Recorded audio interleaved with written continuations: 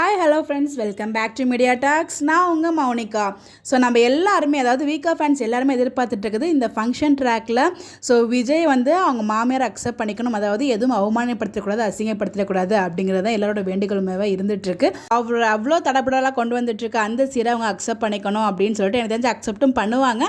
அதுக்கு காரணம் யார் அப்படின்னு பார்த்தீங்கன்னா, நம்ம குமரனோட அம்மாவாக இருக்கிறதுக்கு நிறைய பாசிபிள் இருக்குது. பிகாஸ் ஒன்று, குமரன் அம்மாவுக்கு இந்த விஷயம் எதுவுமே தெரியாமல் இருக்கணும் அப்படிங்கிறதுக்காக வேறு வழி இல்லாமல் விஜயோட சீரை அக்செப்ட் பண்ணிக்கணும். இன்கேஸ் குமரன் அம்மாவுக்கு தெரிஞ்சாலும் கண்டிப்பாக குமரன் அம்மா வந்து பார்த்தீங்கன்னா விஜய்க்கு தான் சப்போர்ட் பண்ணுவாங்க.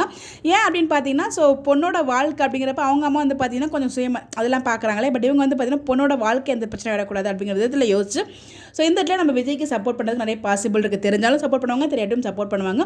இன்னொன்று, ஊர் மக்கள், அதாவது அவங்க எல்லாருமே இன்வைட் பண்ணி தான் இந்த ஃபங்க்ஷன் எடுத்துறாங்க இல்லையா. ஸோ அவங்களுக்கும் யாருக்கும் இந்த மாதிரி நடக்கிறதெல்லாம் தெரிஞ்சிருக்காது இல்லையா. ஸோ யாருக்கும் தெரிய வேணாம், நமக்குள்ளேயே முடிச்சுக்கலாம் அப்படிங்கிறதுக்காக கூட இதை வந்து நான் விஜய் வரதை எதுவும் அவமானப்படுத்தாமல் அவரோட சீரை வந்து அக்செப்ட் பண்ணுவாங்கன்னு எனக்கு தோணுது. பட் முகம் கொடுத்து பேச மாட்டாங்க.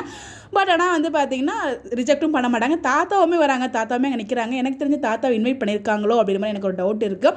ஏன்னா அவ்வளோ நாள் அங்கே வாழ்ந்துருக்காங்களே, இன்வைட் பண்ணியிருப்பாங்க தான் நினைக்கிறேன்.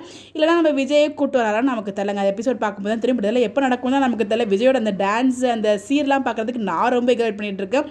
பார்ப்போம் எப்படி நடக்குது அப்படின்னு சொல்லிட்டு. ஹாப்பியான ஒரு ஃபங்க்ஷன் ட்ராக், ஹாப்பியான எண்டிங்காக தான் இருக்கும்னு நினைக்கிறேன். எதுவும் அசிங்கப்படாமல் ரொம்பவே ஜாலியான ஒரு ட்ராக்கை தான் கொண்டு போயிருப்பாங்க அப்படின்னு சொல்லிட்டு நான் முழுக்க நம்புகிறேன். நம்ம மினிட்ஸ் ஒரு ஹோப்பும் இருக்குது. ஸோ பாப்போம், வெயிட் பண்ணி உங்களுடைய கருத்துக்காக நீங்கள் என்ன நினைக்கிறீங்கன்னு சொல்லி உங்களோட ஒப்பீனியனை மறக்காமல் கமெண்ட்டில் சொல்லுங்கள். Bye by.